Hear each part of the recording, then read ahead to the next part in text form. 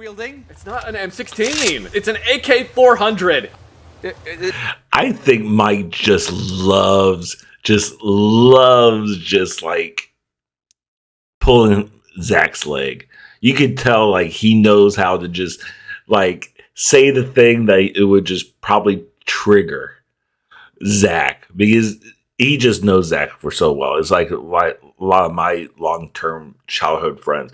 I just know what can get them going, but in a funny way, not try to be malicious, but just trying to just get their goat. Like, they know, but you just kind of like screw with them and just kind of gaslight them a little bit.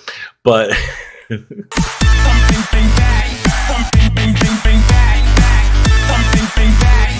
all right, we're just going to continue with part 2 of Zach's gun rants of part 2.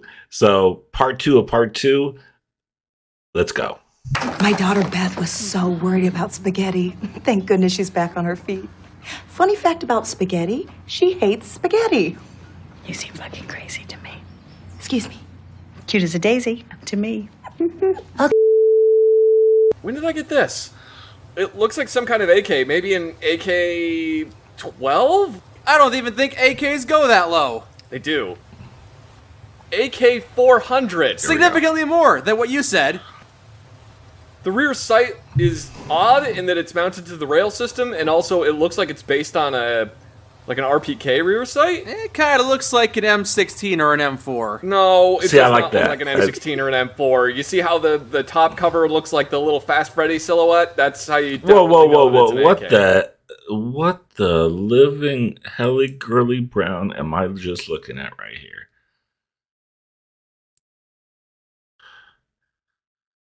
Is that... Can you make the little vault guy bobblehead looking thing into a companion? You can see him staring at him too, because he's moving around. That's how I clocked him. You can actually make this little thing into a little follower. AK. Just like in the M16. Sorry, No, my not like in ADD the just M16. kicked in. It also apparently has a side-folding stock, and I see a 1 on there, which leads me to believe it's got a collapsing M4 stock on it.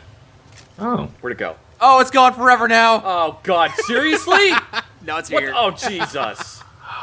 So, yeah, it's just a modified AK. That looks kind of like an ergo grip that's on there. That looks kind of like an ergo stock, but it does have a collapsing M4 style stock on it. Told you. That muzzle device is different. It looks like a modified AK-74 muzzle device. It has an adjustable gas system, too. That's interesting. Is that useful for anything? Adjustable gas systems are useful if the weapon gets fouled, because then you just set it on the adverse settings. It's also useful if the weapon gets, like, muddy or dirty, and if you're running some kind of suppressor on the front of it, you might want lower gas pressure. Okay. Just like in the M16. No, Mike, it's not like in the M16 doesn't have an adjustable gas system. It's direct impingement. Nothing can stand up to the M16 you're wielding. It's not an M16. It's an AK-400. I think Mike just loves like pulling Zach's leg. You could tell like he knows how to just like say the thing that it would just probably trigger Zach, because he just knows Zach for so well. It's like a lot of my long-term childhood friends.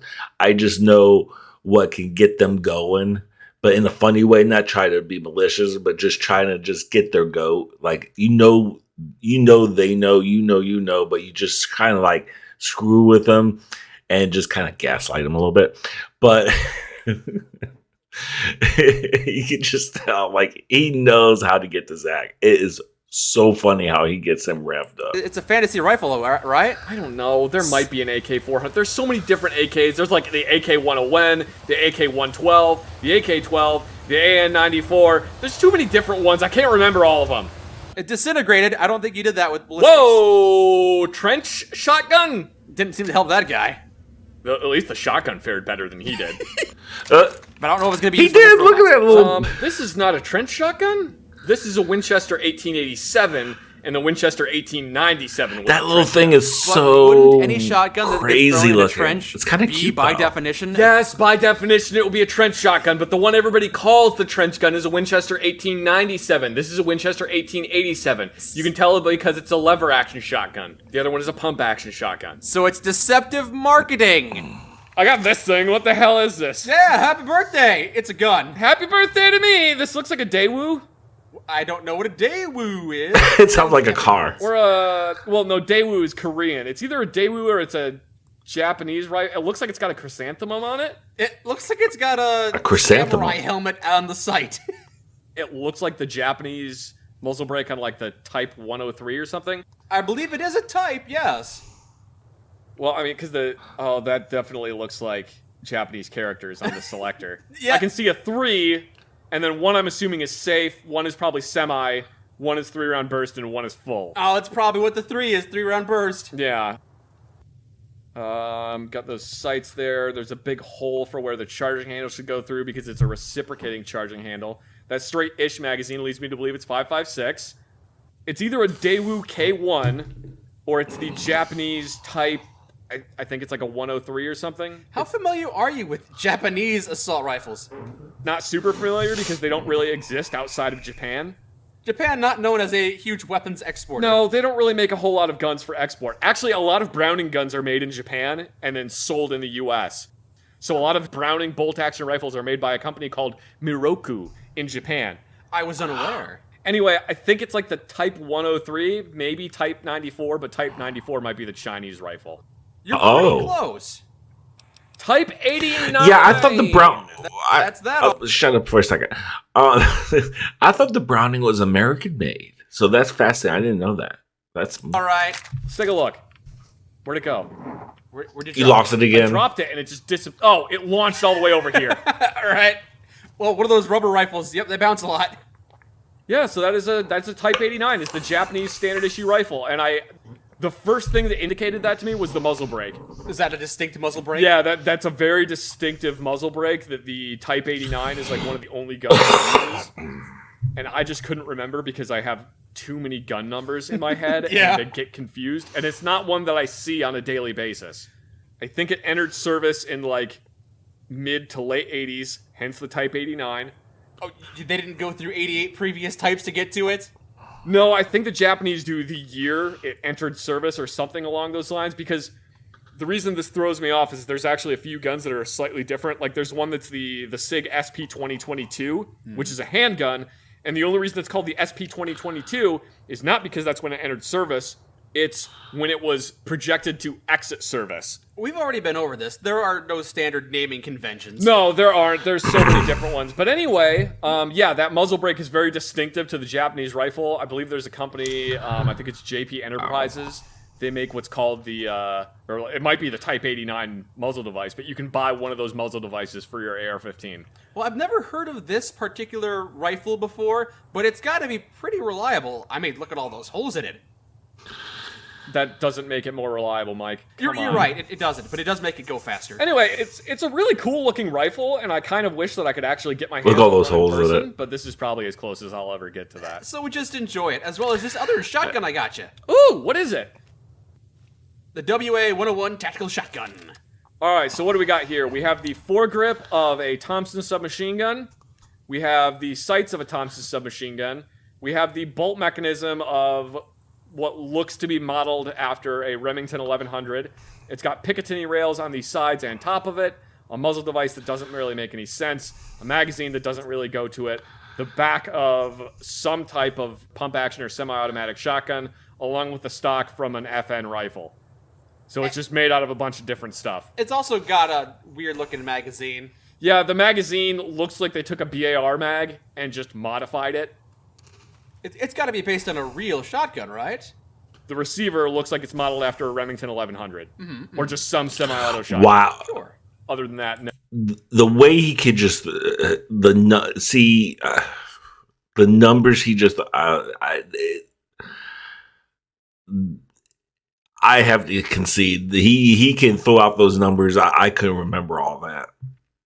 You really got to be into something that if you can remember all of those I'm not good with math, so numbers and stuff like that, that's like a foreign language to me. No, it's not really modeled after any real shotgun. You're saying this is an Goddamn, imaginary Zach. hodgepodge? Yeah, it's imaginary hodgepodge of parts. It looks like it was kit bashed. Kit bashed? Yeah. Like someone assembled a bunch of different parts together? Yeah, they just took parts from different kits and slapped them all together and made it look like this thing. Sounds What caliber good. is this? 12 gauge? I guess it could be 12 gauge, but that barrel does not look big enough to be 12 gauge. I can generally fit most of my thumb into a 12 gauge barrel, and I don't think I could fit most of my thumb into that. It looks like it'd be a 410 gauge. It says it's 12 gauge. I never- Unrelated note, I have 666 extra 12 gauge rounds. Right. 666, the number of the beast. 666. Maybe it's not your standard 12 gauge round. Maybe it's 12 by 19 parabellum rounds. God, shut up. Whatever. Mike, you need to know that if you get 3 gun nerds together, the only thing that they will agree on is that one of them is wrong.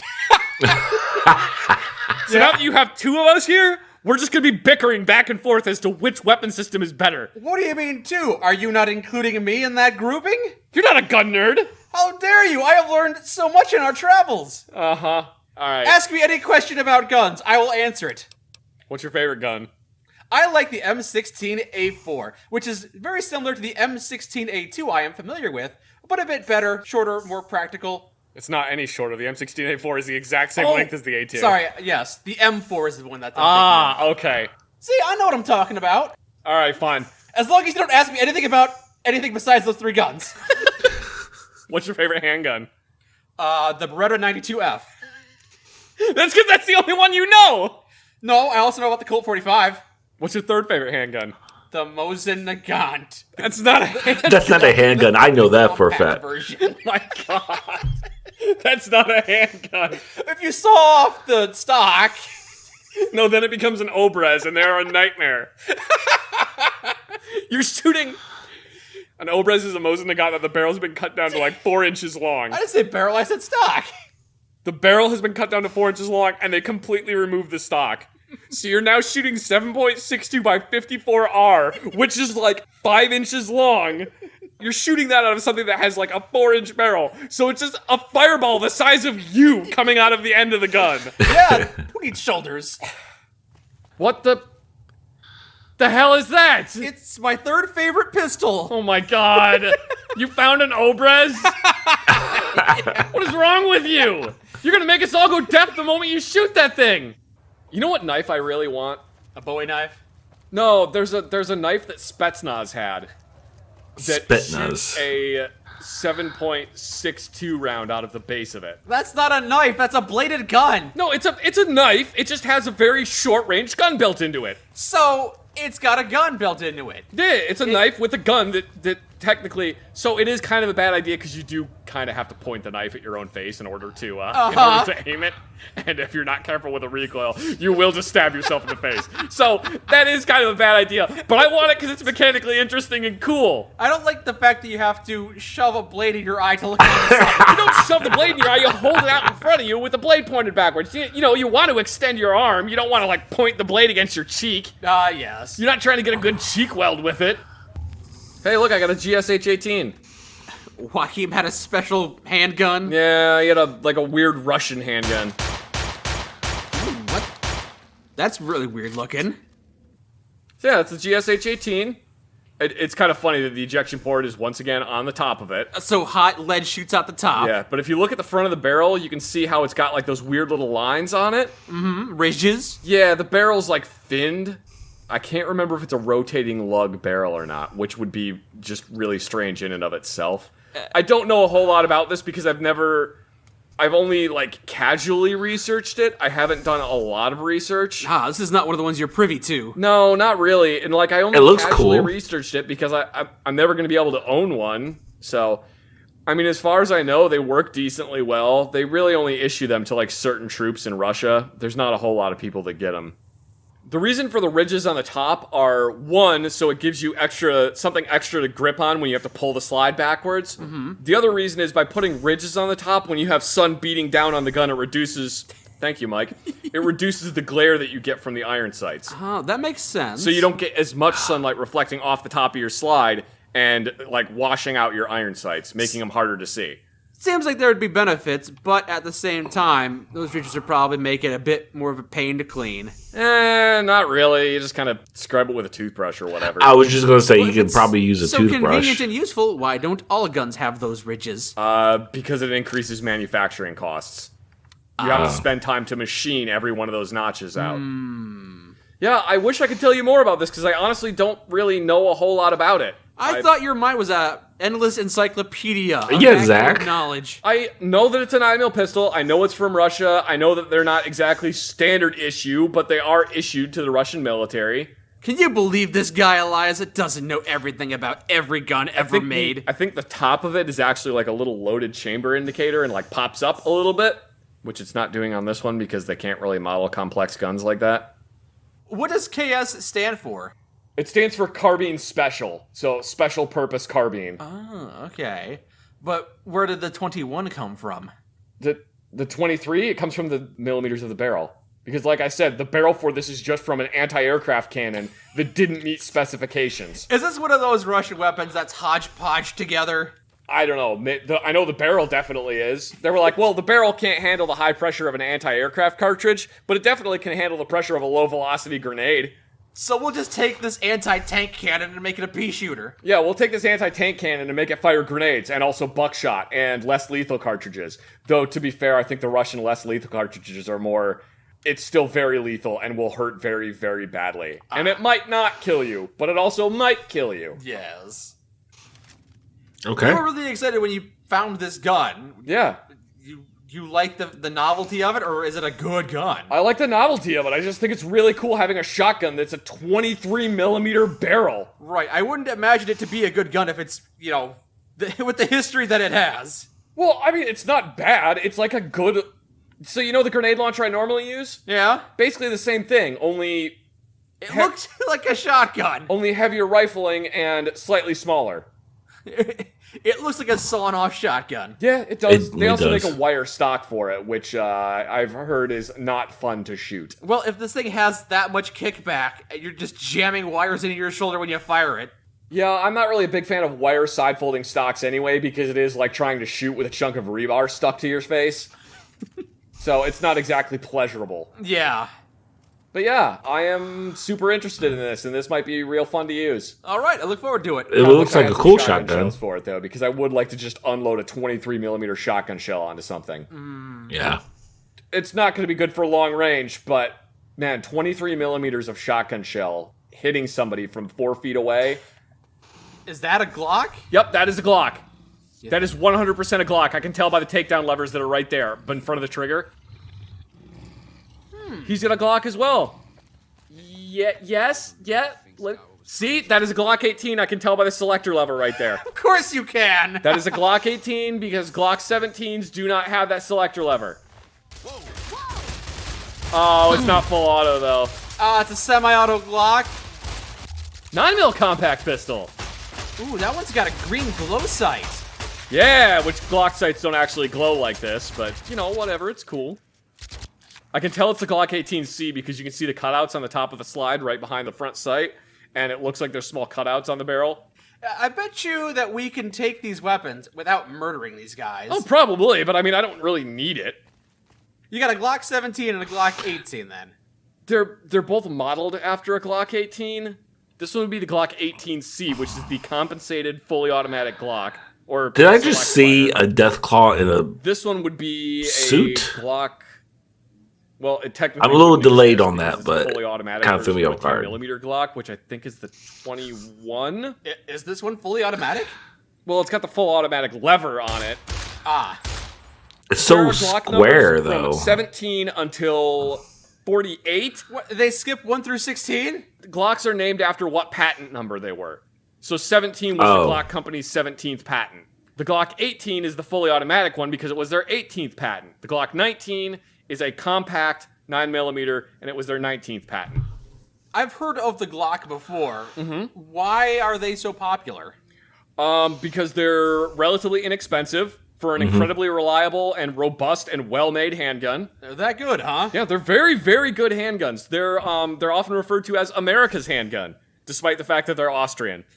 A lot of police. Oh shit! I didn't know that. Glocks. Usually, police departments were for the longest time using them in 40 Smith and Wesson, or as I like to call it, 40 short and weak, or 10 millimeter short. How do you really feel about that caliber? I don't like 40 Smith and Wesson. It's completely pointless. I didn't like 40 Smith and Wesson even when it was popular. I thought it was dumb. But you always like to hate on popular things. That's nothing new. 40 Smith & Wesson was originally designed because in the 1980s, the FBI wanted to move away from 9mm. The FBI at the time was using 9mm handguns, but they were just using full metal jacket rounds. Only special units were allowed to use hollow point bullets.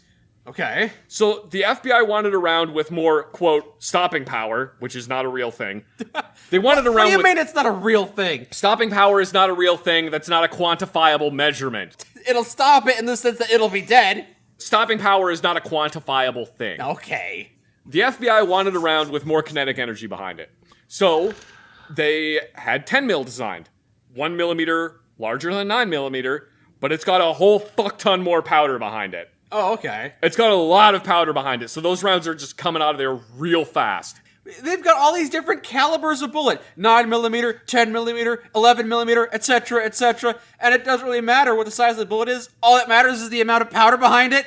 To a point, yeah. Because there's a rifle that's in 22-250, which you think, oh, 22, that's tiny. Well, yes, the bullet is real tiny, but it's got like 30 times the amount of powder behind it that the bullet weighs. Well, now I'm even angrier that there are so many calibers. Man, you don't even know. There's so many freaking calibers. Okay, anyway. Yeah, I just learned about a new one today. 545. Yeah, 545. It's the Russian version. So how many guns, besides her Type 91, use that? 545, there's a bunch of different guns, but the most common one is the AK-74. That uses 7... Nope. The AK-47 uses 7.62x39. The AK-74 uses 5.45 by 39. Wow. Throwing numbers Jesus at me and it's making me Christ. angry. They did that because the Russians wanted a bullet that had Me and you on the same page, armor Mike. or barrier penetration. Mm-hmm. And 7.62 has too much kinetic energy behind it, so it has a tendency to dump all of its kinetic energy into something instead of trying to punch through it. Okay. Anyway, moving on. The FBI wanted a round with more kinetic energy behind it. So, gun manufacturers came up with the 10mm cartridge, and they sold it to the FBI. The FBI got a bunch of different 1911 styled handguns in 10mm, and then shortly after adopting it went, this has too much recoil, we don't want it anymore. So Smith & Wesson made 40 Smith & Wesson. It's a 10mm bullet with less powder behind it. Okay, so it's a weaker 10mm. That's why I refer to it as 40 short and weak, as opposed to 10mm, which is just a freaking screamer of a cartridge. But why did they have to call it 40 Smith & Wesson? Because Smith & Wesson designed it. And Smith & Wesson, we ain't using no millimeters on our guns. We use caliber like real Americans. We like to put our name in the name of our bullet caliber because we're a bunch of assholes. No one else did that, but we're doing it. Because the FBI had adopted the 40 Smith & Wesson cartridge, a bunch of police departments started adopting the 40 Smith & Wesson cartridge because we want the same caliber that the FBI is using, because look how cool the FBI is. And at the time, a lot of police departments were still carrying like 38 special revolvers. So at the time, 40 Smith & Wesson was not a bad option, because what 40 Smith & Wesson got you was more kinetic energy than 9mm, not as much as 45 ACP, but you get more capacity than 45 ACP. So 40 Smith & Wesson was this nice little happy medium, right in between 9mm, which gave you a lot of capacity, but not a lot of stopping power, and 45, which gave you a lot of stopping power, but not a lot of capacity. Okay. So 40 Smith & Wesson sat right in the middle there. I'm juggling a lot of information here. That ended up becoming a problem because it turned out that 40 Smith & Wesson, it didn't offer that much more of a benefit to 9mm. They found in recent ballistics tests that 40 Smith & Wesson has roughly the same kinetic energy behind it as 9mm. Maybe a little bit more, but not much. Where are we going with this information? What's the overall point you're trying to make here? Man, I don't know. I completely I lost the forest for the trees there. You got me talking about gun stuff, and I lost the forest for the trees. We were talking about the differences and the variations of Glocks, and then you started talking about 40 Smith & Wesson ammo types and the history of military. Yeah, man. Holy shit. Wow. I just blacked out for a second there. I'm sorry. I just went into gun store rant. Okay. Oh man, I'm sorry, dude. Oh God, I feel real bad now. I just wasted like 20 minutes of your time. I let you keep going. Well, I learned something new. I learned some new things, so it's not a waste of my time. Anyway, okay, so no, it's because I said that I wasn't a big fan of 40 Smith & Wesson. That's why I went into this whole fucking tangent. Anyway, ballistics have improved substantially in the last like 20 years. 9mm hollow points now have just as much, if not more, kinetic energy behind them just gonna add more gunpowder than a 40 Smith & Wesson. 40 Smith & Wesson doesn't really serve a purpose anymore, to the point that most police departments are actually getting away from 40 Smith & Wesson and going back to 9mm. Hold on a second. Yeah. I knew that there were different types of 9mm ammo. Mm-hmm. There was 9x17, 9x18, 9x19 Makarov. 9x21. I believed that the differences in these types of bullets was the size of the cartridge that it came in. The case length, yeah. Yeah, the case length. For the most part, you're right, yeah. Does the difference in powder affect it? Yes, you can use different types of powder. I am terrible with remembering powder types, but you can get different types of powder that burn faster or burn hotter, and that will cause the bullet to exit the gun faster, because you're causing a bigger explosion on the inside of the gun. Are there bullet calibers that are the same bullet size, the same cartridge length, but different powders? And can these similar bullets of varying powders be fired out of the same gun? Yes. Okay. Okay. So it's not Okay. like Okay. putting a 9x19 parabellum round in your Makarov, That would not be good for the gun. but the differences in the powder don't matter as much. No, that's what plus P ammo is. Oh. Plus P ammo is just a 9mm bullet with more or hotter burning powder behind it. You know what? When you tell me about overpressure ammo, for some reason, for the longest time, my mind always imagined some kind of pneumatic pressurized system in the bullet. I didn't really put two and two together. It's just more powder. It's just more powder, yeah. It's not a pressurized cartridge. No. I mean, I would think the I'm same glad that thing. you understand that now. I would think the same thing, We're supposed to be honestly. doing missions for this guy, and instead we shut up a casino and talked about guns for half Oh an my hour. God, yeah. What the hell? I am seriously sorry that I just went on that huge gun rant, though, because, like, I did not. It's all That right. was not my intention. Look, there's a Glock right over there. Your eyes glossed over. You couldn't stop. No, my eyes glazed over. It was just, I was in a fugue state. I have no memory of that. Fugue state. I I can't haven't be heard held that in a accountable while. for it in court. Your eyelids closed. Text started scrolling, and you were reading the Wikipedia articles. In my brain, because I've just downloaded things to my brain now. Yes, the memory bank. It's just Johnny Mnemonic up in here. Did you ever see that movie again? No, I haven't. He said that movie sucks. That was funny. Oh my God. There's different powders too. Jesus Christ. How do you remember all that? You would have to be a gun nerd. You would have to be, because I didn't realize. Like, once he started talking about 9mm, then it's different kinds of 9mm and stuff like that. Like, I didn't know none of that. I thought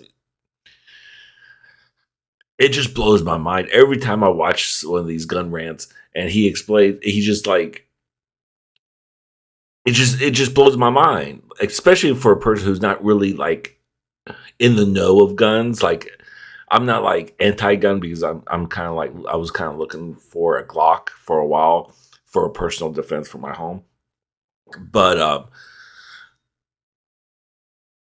would never dream in a million years.